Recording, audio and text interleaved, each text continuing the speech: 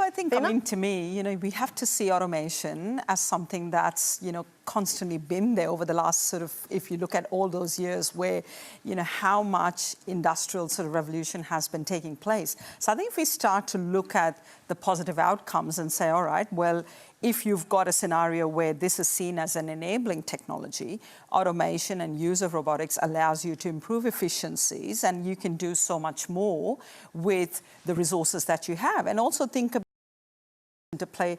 There are many things that you can actually use robotics to be able to, whether it's about improving efficiency or safety, come to play. There are many things that you can actually use robotics, improving efficiency and safety for workers. I think you can start to see that as part and parcel of, people might have heard of terms like collaborative robots, right? So all of this is about saying, these become your enabling technologies.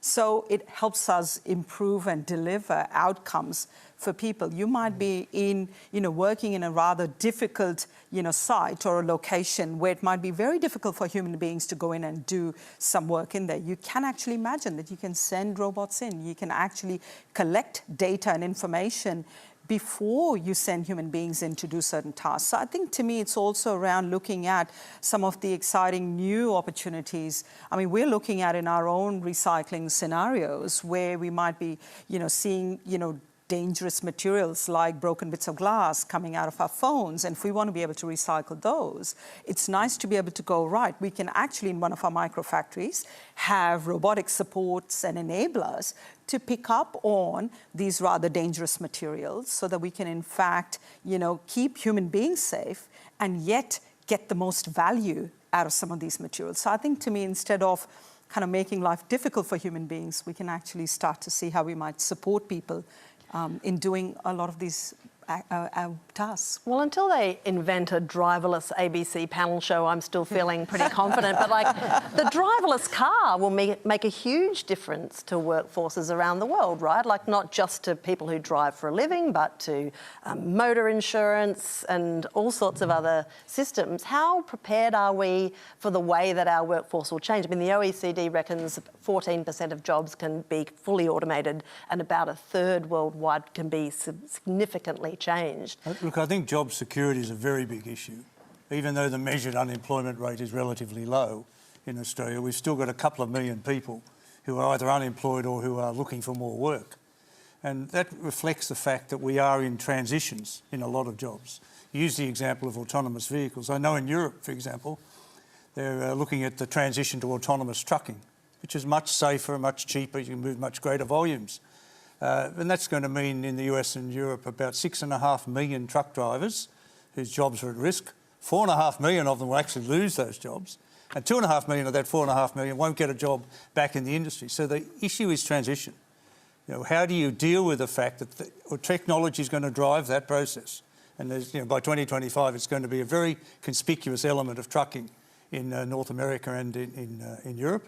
But the transition is the important challenge. And I think there's not enough thought goes in these days into labour market policies and so on as to how to facilitate that transition. Some of it's retraining, some of it's repositioning, some of it may be retrenchment. But certainly, people are going to be moving on. And the example of the circular economy you're talking about, where you'll have a whole host of new jobs by just using the waste we've got.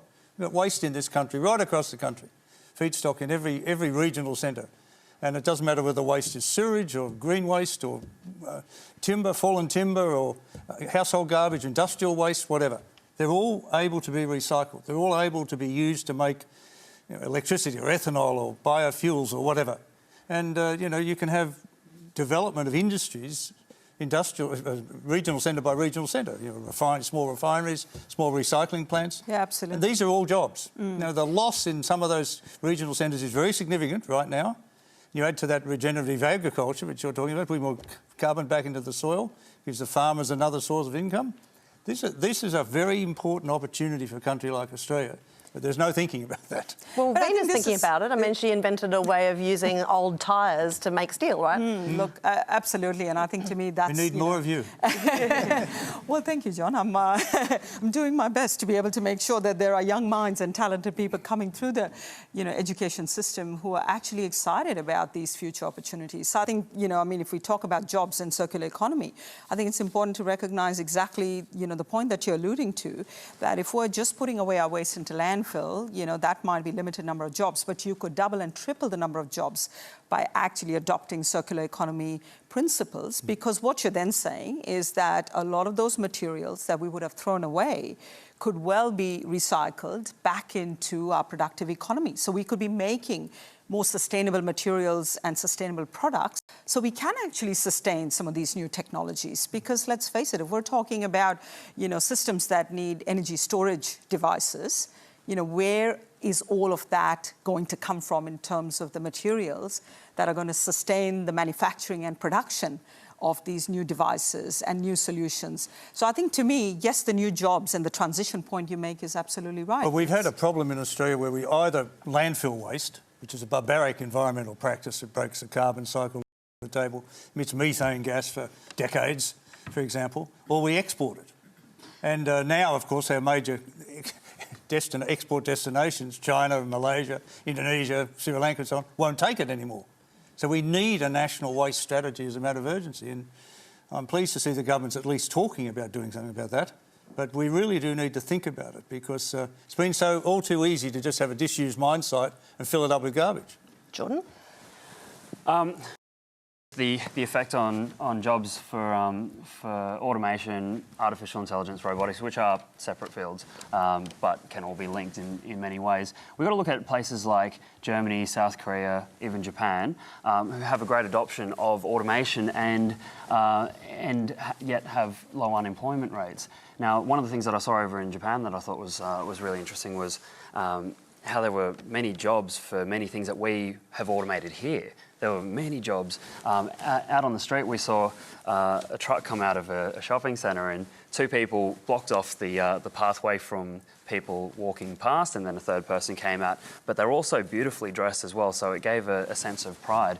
I think we do have to think about the adaptation of work and jobs when automation is something that is so rampant, and like you're saying, the transition is going to be incredibly important. But at the same time, we should also look at the impact on those different sectors, because it is different for different sectors, different types of work. Think about how scary it would have been to be a teller when the ATM came out. Now, what happened was, in that level of automation, like many, we moved towards trying to focus and refocus on the human experience. Tellers obviously would have been quite scared, but then branches started having people who were like relationship and customer managers, and it gave Banks have been great. Oh yeah. Okay, we've got to take another question now from Dennis Fitzgerald. This one's to Jordan. Why haven't we got the future I was promised as a 1960s child, which, as shown by Lost in Space, which was set in 1997? Basically, how accurately can we say what science is going to do when there's so much unreliable information available? That's a good point. I think the movies definitely gave us a lot of, many films, many science fiction novels, gave us these depictions of a future where it was actually still surprising how a lot of those technologies did become possible over time. And at the same time, it's also an interesting thing to find out what is here now. I've been over to many different countries to see these different levels of technology. I've been in passenger drones. We've got now the potential, and it's already been made, completely electric, completely autonomous passenger carrying mega drones, where you can get into a thing that looks like a vehicle, looks like a quadcopter, basically taken and made bigger. So any sort of drone taken and made bigger, and it can get you in and out of a location, completely electric, completely autonomous, and it only has one seat. Now, what I think that could do for emergency services could be pretty amazing. to get in and out of a location very quickly. But we're getting flying cars in some way. They don't look quite the way they did in the movies. I'd prefer a DeLorean The Jetsons personally. had it right. I was fairly sure I'd have a jetpack by now, but no. Chloe, is that your fault? You're the Futures Project. Look, I think there's a saying, predictions are really hard to make, particularly when they're about the future. And, it is difficult to, make future predictions with 100% certainty. But, we do actually have a lot of expertise, a lot of evidence-backed research in Australia that we can call on. And I think it's important that we take note of that and say, OK, we just need to start having this conversation. And perhaps it's multiple futures that we're looking at. It's not saying it's just going to be this specific way, but we can already start talking about the risks. And I think it's naive and it's a folly to say, oh, well, that's just too complicated a future and we can't look at it. Let's go to another question now. The next one comes from Scott Rehberg. Yeah, thanks. Been really interested in the conversation that you've been having, and the word opportunity has come up a number of times. And when I look at Julian's book and the crisis he's identified, I see opportunities in a lot of those crises. I'm wondering whether you think that the language that we use around threats is leading to our inaction in a lot of ways, and how can we maybe flip the script and start talking about these opportunities and move forward with some of these crises? How important is language, do you think, Chloe? Is fear a motivator, or does it matter the way you talk to people about threats in the future? I think it's a really important issue, and I think really it's about getting the balance right. So these issues are critical and they are urgent. So, it's understandable if we want to use this kind of alarmist language, or if, we hear it, we feel fearful. But, I don't think that fear is a good place for us to be making decisions or to be taking action from. So I think we need to reframe the conversation as it's urgent and we need to do something, but we want to be doing that from a place of possibility and a place of respect and trust. And so to me, this is about rebuilding a sense of trust that has been in decline, rebuilding some confidence in the system. And this is not, I'm not just talking about politics here, I mean across society. So I think media in this. I think citizens have a role in this. I think, we should take the opportunity to elevate the conversation. Julian, some of your books need an M15 plus rating because they are a bit scary about disasters that confront us. How do we talk to children about the future and the future risks? I mean, recently the Prime Minister said that he didn't like Greta Thunberg and the way that she spoke because it was frightening for children. How do we handle that? Well, the first thing I'd like to say is that the thing that humans are best at is surviving. We've been doing it for 1.5 million years since we first discovered fire, and we discovered fire in order to stop animals eating the kids, right? So it was a very important decision. So a lot of our technological decisions all down the ages have been motivated by concern for our own survival. Don't care whether you call it fear or what. Now, as a newspaper editor, I once ran a newspaper for 3 weeks which had only good news in it, and the circulation fell by 10%, right? People don't want only good news. They want to know what the bad stuff is so that they can prepare for the future. So I don't believe we should be scaring kids, but I do think we should be informing them.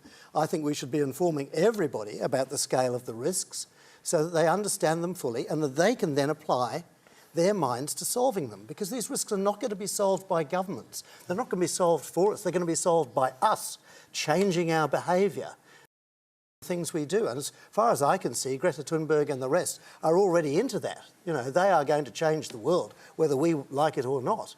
So I think they're embracing the risk and they're looking for the solutions, and that's as it should be. Mina, you've made a career out of taking something that is depressing, excessive human waste and rubbish and our failure to recycle, and making something positive out of it. Do people respond to that? Do you think is that a motivating factor? I think absolutely. I mean, and the sense I'm getting community level, I mean, as I've traveled through so many different communities across the country, and I think also businesses, I think that ability to, in fact, see that there are positive solutions and to be able to think about how we might be able to convert something that might sound like it's all doom and gloom, but actually when you unpack it and think about what we can do with new technologies as we're developing new technologies, I think it's fantastic, because I think, whether you're a kid in school or not, or whether you're an established business seen across that full spectrum, where businesses who've actually been well-established businesses, a business I work with, 100 years old, celebrated 100 years last year. And to me, a classic case of a company that's saying, well, yeah, we've been making steel for all these 100 years, but you know what?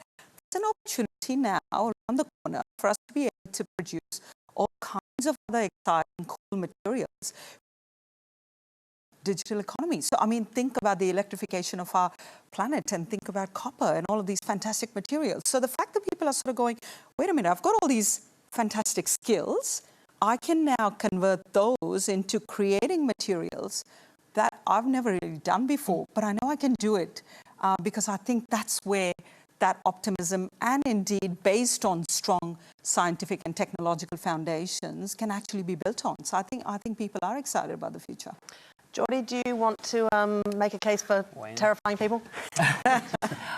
Look, this is where science fiction has also had that role for a long time. We don't want to watch movies where it's a utopia all the way through and everything's all well and good, because that seems to be boring. So it's been us as the consumers who have sort of set the pathway of what sort of stories are told.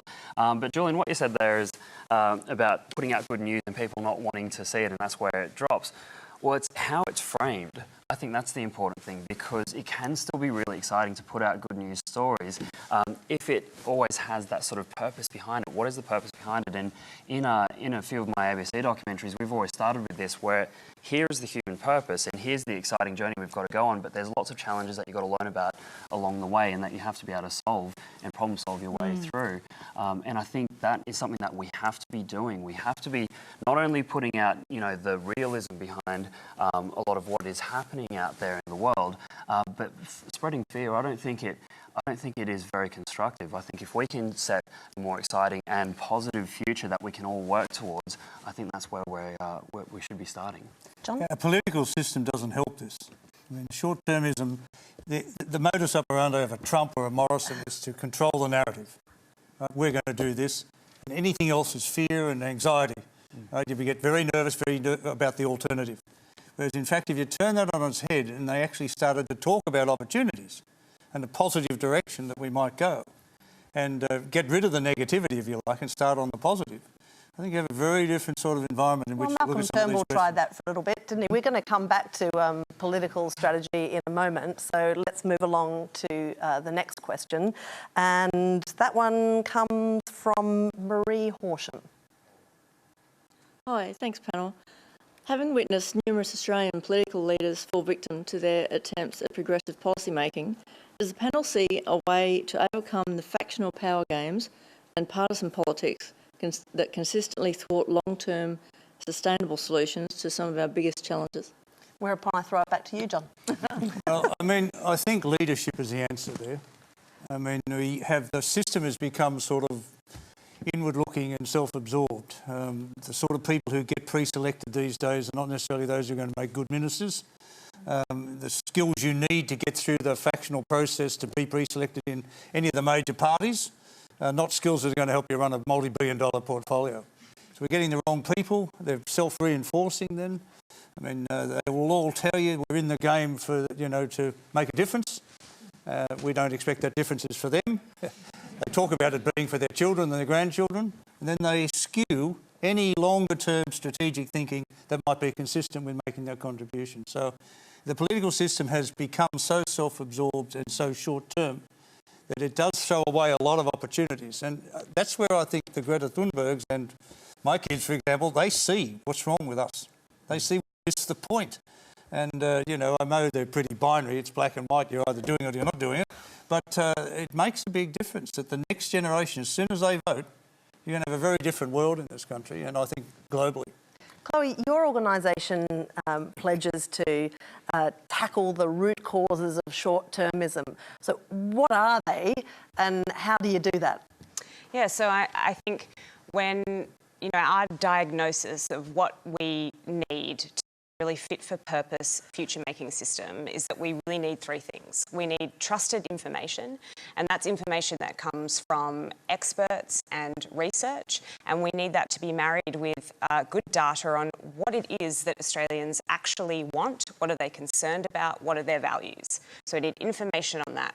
The second thing that we really need is a sense of nationhood. I think we need some kind of shared understanding of who we are, and I think, you know, identity, that's a tricky thing to talk about. I don't know whether we could come up with a all-encompassing national identity anymore, but at least a sense of, you know, there is a reason why we're in this together and we are better together, and at times we'll need to make compromises or, you know, make trade-offs in the long-term national interest. And the third thing that we need is courageous leadership and action. And so for us, they're the sort of three pillars. You can see across those things that there's issues with each of those and broken parts of the system there. Well, could I make just a small point Yes, there? of course. In the present Australian Federal Parliament, only 4% of politicians have got a qualification in science, technology, engineering or mathematics. So we have a parliament that is 96% unqualified to make major decisions in this, the century of science and technology. Should there be a quota for scientists? No, I don't think so, but we need to change the process by which politicians are pre-selected for us, so we get more people with the skill sets who are capable of understanding the risks that we're running and appreciating the opportunities that those risks throw up. Exactly. So we need that's the case in other countries around the world. They've got much more technologists in the parliaments and legislatures than we have. Let's take the next question now. It comes from John T. Hall.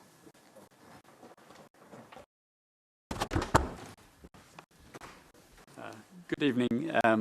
My question, I suppose, particularly to John Hewson, but also I'd like to hear from the rest of the panel. Given the continuing inaction on climate change and also the desire across many industries for greater certainty on the future of climate policy, what can Australian businesses actually do to force action on this issue more than what we've had?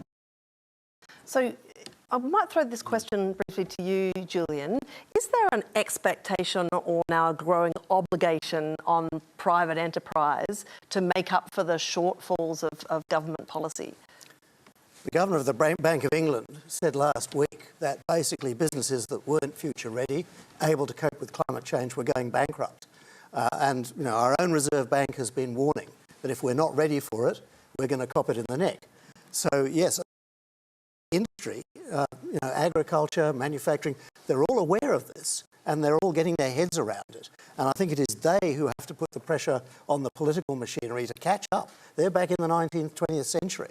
They have not found themselves, in the modern world yet.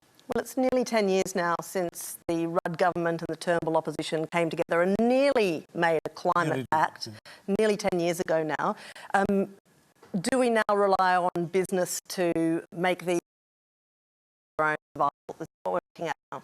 Look, there's no doubt that business is responding. I mean, when you get the big miners, for example, BHP, Rio, Glencore, Woodside, all saying to take the side of government action on climate, they don't listen.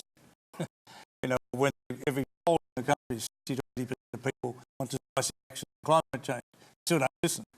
When you get a Greta Thunberg and moving a whole global movement, I should say, still don't listen. But business is actually moving. A lot of businesses have signed up on net zero emissions by 2050. A lot of them are adjusting what they do. And it doesn't necessarily cost them money. I remember I worked on a printing company about 15 years ago on the board. I asked, can't we get our carbon footprint? Big users of electricity, big users of transport and logistics. And the conclusion was, by just reorganising those two, the use of those two, not firing anyone, not cutting anything, you could reduce the...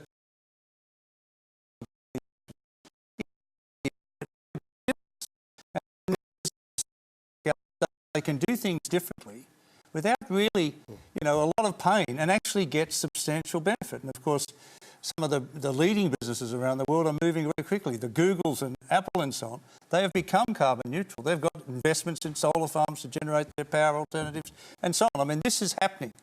And I think it takes quite a Luddite to sit back and ignore all that. But we have a room full of them in Canberra. Is it...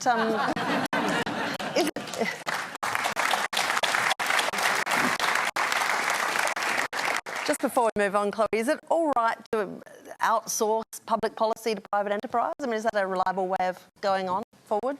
Well, I guess as John said, in some instances, I think it's just what's required and what's needed. And, you know, business is canny and, you know, they know that zero or low emissions is just around the corner. But I think they're also, you know, in some ways crying out for some policy certainty about that transition. And, you know, I completely agree with you. But I think, you know, government can have a really important role to play, and I don't think we want to get into a stage where we're just trying to completely cut them out of the picture. I think we want to think about, well, what is it we can do to unlock that? If they'd set a framework, I mean, I obviously have to talk about my own past, but we took a 20% cut in emissions by 2000 off a 1990 base. If we'd done that every decade since, we'd be at about half the current level of emissions now. Paris commitments would be irrelevant. We'd be well on the way to a transition to a low-carbon society by 2050. Electricity and gas prices would be much lower, you know, and so we've really squandered decades of opportunities by not facing the reality of the challenge and seeing the opportunity that brings for a country like Australia, where we can be a net exporter of energy, not just a consumer of energy. We can replace the coal industry as an export sector with exporting hydrogen, exporting solar power to the region. So there's a lot of potential. We're going to stay with climate, and our next question is a video question from Michelle Grosser in Warrandyte, Victoria. In May 2019, the UK government declared a climate emergency. Since that time, they've looked in detail at the way the economy can be decarbonised. They've also looked at the long-term security of their food and their health. There's obviously benefits to looking at the policy decisions with a long-term lens. However, our Conservative government is fighting to retain a short-term focus. Why? Chloe, why is it that some issues really catch fire in some legislatures and not in others? I mean, why has climate been so politically divisive in Australia and less so in the UK? Yeah, I think climate change is a perfect example of the issue of short-termism in Australia.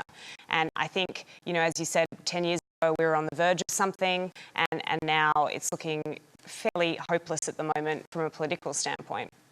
You know, I think it's basically just become a political football. And, you know, in this short-term game that I spoke about, this highly divisive, hyper-partisan arrangement, it doesn't serve the interests of the politicians to bring into the conversation some of the evidence and research that we have. So, as I was talking about before, we need trusted information, and we need that to be a mix of what experts are saying and what Australians are saying they care about. Well, we have a huge body of evidence and experts saying that this is a huge issue, and we have a lot of data that Australians really care about this. We ran an initiative in the run-up to the recent federal campaign called The Perfect Candidate, and that collected data from 250,000 Australians on what were their top concerns. Well, on a national level, climate change is the fourth concern. So we've got both those things, but because they're in this system, this sort of vicious circle, it doesn't serve them to look at either of these, you know, either the evidence or what people want. The contrast between Australia and the UK couldn't have been more explicit. On the day that Theresa May, one of the last things she did as Prime Minister was to declare a climate emergency. It was the same day that we gave the final approvals for the Adani mine. And that tells you everything of where we sit. And if I think back over transition in the UK, a couple of elections ago, the three major parties agreed we're not going to debate coal, we're not going to debate climate, it's off the political agenda. They've made a transition basically away from coal. This is a country which in the Thatcher era of the 80s had some of the most divisive and painful mining strikes, coal mining strikes. You can never remember. The whole country has moved away from a dependence on coal. Germany's doing it, and you say in Australia, you say, oh, we can't do it, it costs too many jobs. I think there are about members of the CFMEU in the coal mining industry, and we've got 25 million people. I mean, there are transition possibilities there which are real, so and they should be taken. 10 years on, do we have a chance to get back to a position of consensus, or does our tribalised system of politics now forbid it? I think you've got to, the issue is now too important and we're too late into the game to leave it to the current batch of politicians. We do need to have something like a commission that lifts it out of the day-to-day politics and looks at the longer-term transition requirements, sector by sector, power, transport, agriculture, building, industrial processes and so on. I mean, that's a framework. If the government sort of stepped out of the way and that framework was set, we could catch up, I think. Julian? I think Australians at the moment are discovering how little democratic power we've actually got. It's shrinking before our very eyes. The vested interests are in there, ensuring that we don't get... The only choice that we have is to take back our democratic power, both as voters, but particularly as consumers. Let us start consuming the clean green energy, the clean green clothing, the clean green housing. You know, we have to vote with our feet and with our wallets. We have to send the economic signal to industry, and then industry tells government to get in line, because they're not listening to our votes in the ballot box. We really have to change the way we do things. And you know, this by politicians. It's going to be solved by every single human being changing their behaviour. Hey, John? Do you think what we're doing enough on this to even, I guess, explore a lot of these sort of technology and the advancement of our science and technology in this space? Like, look at sustainable renewable energy sources, things like the sun. We've got an abundance of that here in Australia. And we had a molten salt power station, which, you know, if we're going to look into renewable energy sources, the sun's in the middle of the day on a Saturday at sea level can generate, it can hit the surface of the Earth, 1 metre squared for just 1 second. We'll have about a kilowatt of power, and that could actually power your phone for about a month. Now, this is, if we're able to harness all these, we've been looking into photovoltaics for many years, but I was at a molten 2 weeks ago, one of the largest in the world, and it was able to generate 100 megawatts of power, and this was in Dunhuang in China. And at the same time, I was having a look at that sort of technology. Now, it's kind of like when you take a magnifying glass and focus the sun's energy on one particular point. This is a whole bunch of mirrors, basically 12,000 sets of panels of mirrors, which direct the sun's energy to the top of a tower.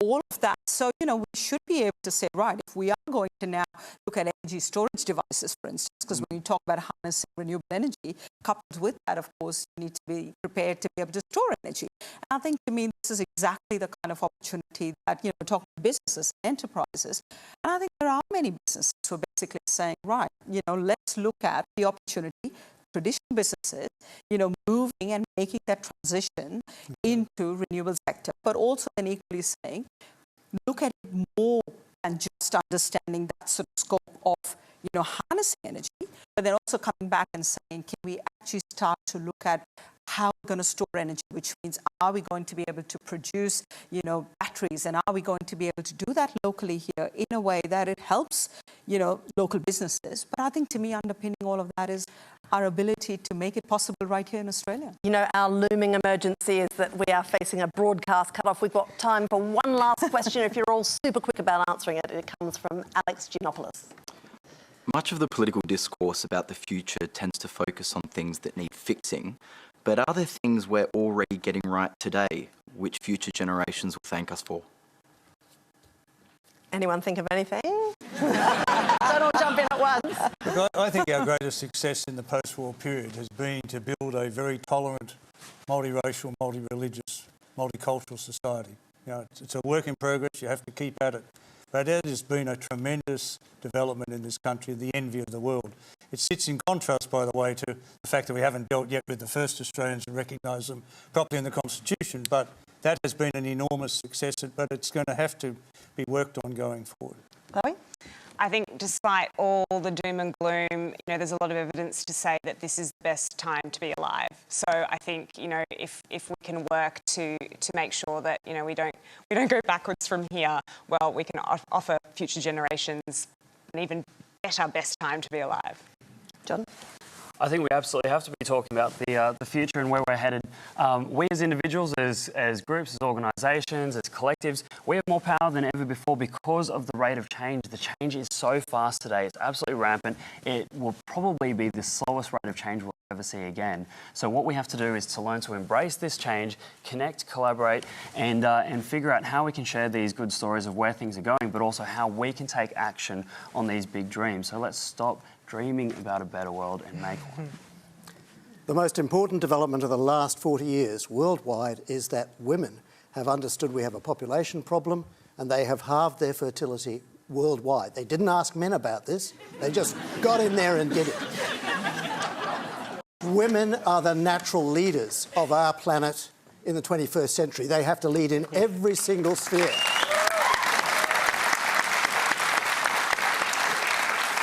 In politics, religion, business, women have to be up the top. Blokes are great at making war.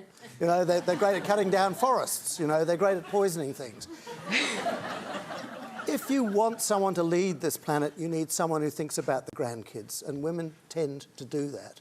So please, women in charge, and we will have a sustainable civilization.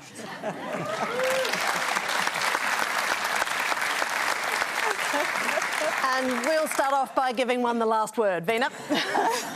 Well, thank you. And I think, you know, I've got to probably point to something that maybe not too many people realise, but, you know, because obviously I'm passionate about recycling, I'm going to use an example that, you know, we have to be proud of the fact that, you know, we as a world collection of businesses, communities and so on have actually created some pretty remarkable, successful recycling technologies. And let me pick up on something like steel, just that everyday metal that we use in our homes and building infrastructure. Steel is now recycled, and that's part of regular business.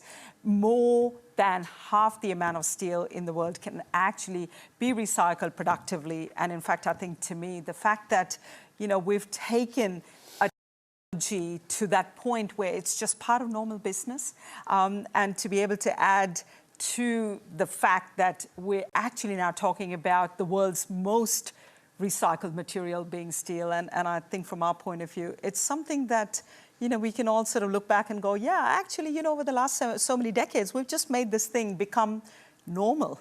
So it's great to have that sense of feeling that it is possible. Thank you, Mina, and thank you to all of our panellists dragging us back from the edge. That is all we have time for tonight. So please thank them, John Hewson, Chloe Spackman, Jordan Nguyen, Julian Cribb and Veena Sahajwala.